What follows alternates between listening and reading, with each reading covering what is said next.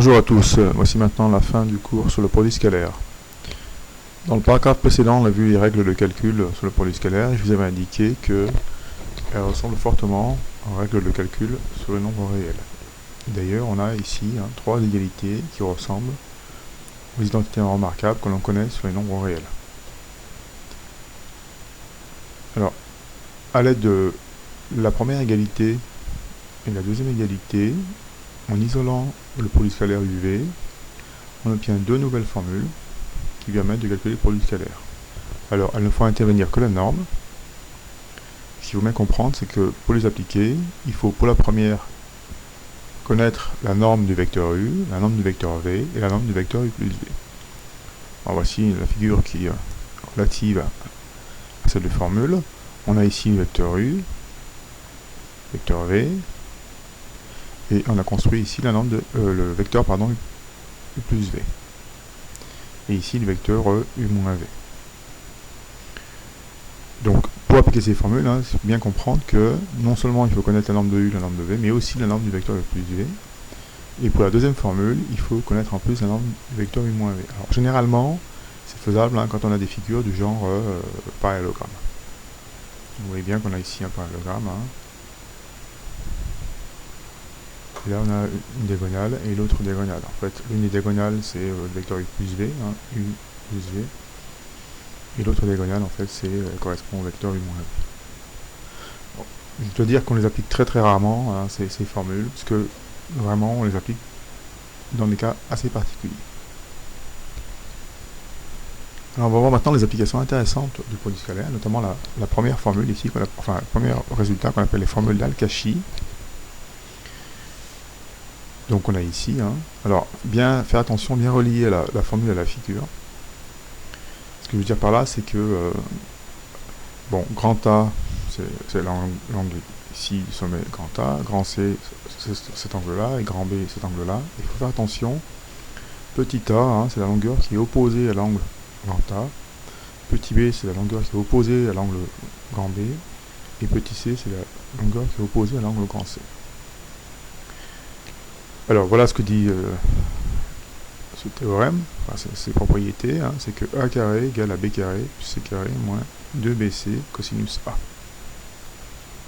Alors, assez facile à retenir, si vous écrivez ici petit a, ici vous avez cos A. Alors, on a les formules analogues, petit b, ici cos B, petit c, cos C, et puis ici on a les deux autres côtés. Si on a pris A, il reste B et C, et C. Là on a pris B, il reste A et C, donc A et C. Et là on a pris C, donc il reste A et B. Et ici A et B. Alors elle généralise en réalité le théorème de Pythagore. Parce que si vous avez l'angle ici qui est droit, donc vous avez un triangle rectangle, le cosinus est égal à 0, et ce terme disparaît, et on récupère A carré égale B carré plus C carré. Donc c'est bien en fait une généralisation, en quelque sorte, du fameux théorème de Pythagore. Alors, elles sont très intéressantes ces formules parce qu'elles permettent de calculer un angle ou une longueur dans un triangle quelconque. Alors, voici un exemple concret. On a pris ABC, un triangle dont on connaît ici les trois côtés, et on cherche la mesure de l'angle A. Donc on applique la formule Al-Kashi. Alors, puisqu'on cherche l'angle A, on va d'abord isoler cosinus A à partir de cette formule. Et ensuite, il n'y a plus qu'à remplacer, puisque petit b vaut 7, petit c vaut 4, petit a vaut 9. On remplace ici b et c par leur valeur. Et ensuite, en faisant un a cosinus à la calculatrice, inverse cosinus en quelque sorte, on obtient une mesure de l'angle A en degrés. Alors voilà un exercice que j'ai corrigé, qui est un peu du même type, sauf que là, il faut calculer non pas un angle, mais la longueur du côté BC. Alors, on applique ici encore à nouveau formule Al-Kashi. Rappelez-vous que petit a, c'est la longueur du côté opposé à l'angle A, donc ça en fait c'est BC. Petit b, c'est la longueur du côté opposé à l'angle B, donc c'est AC. Et petit c, c'est la longueur, ici, du côté opposé à l'angle C, donc c'est AB. Alors, bien sûr, AB et AC sont connus, parce qu'on les a ici dans l'énoncé, et on a aussi l'angle A qui est connu, 60 degrés. Bon, plus qu'à remplacer, on trouve que BC carré c'est 108, et que BC, donc finalement c'est racine carrée de 108, car BC est positif, et si on veut simplifier, on obtient 6 racines de 3. Alors, que peut-on déduire pour le triangle ABC? Alors en réalité, si on regarde les carrés, alors le carré du côté le plus long, la somme des carrés des deux autres côtés, et on trouve la même chose. Donc d'après la réciproque du théorème de Pythagore, eh bien ce triangle en réalité il est rectangle en B. Alors un dernier résultat qui concerne les cercles. Bon, en fait c'est un résultat de géométrie qu'on voit au collège d'ailleurs, sous une autre forme, parce qu'évidemment il n'y a pas le produit scalaire, mais au collège on va dire que le point M appartient au cercle de diamètre AB, c'est seulement si le triangle AMB est un rectangle en M.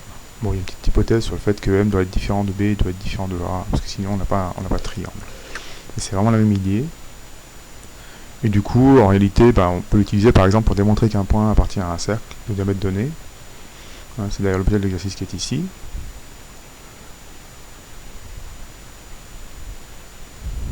Alors,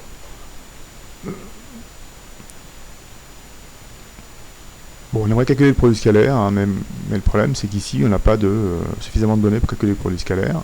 Donc l'idée c'est plutôt de démontrer que le triangle ABC est rectangle en A. Et comme il est rectangle en A, eh bien on a le produit scalaire ABAC égale à 0. Et comme le produit scalaire ABAC égale à 0, d'après la propriété précédente, ça veut dire que le point A appartient au cercle du diamètre AB.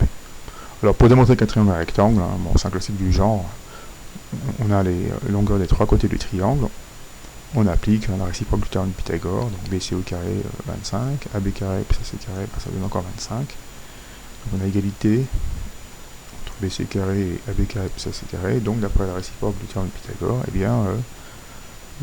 est bien rectangle en A. Voilà, c'est la fin du chapitre.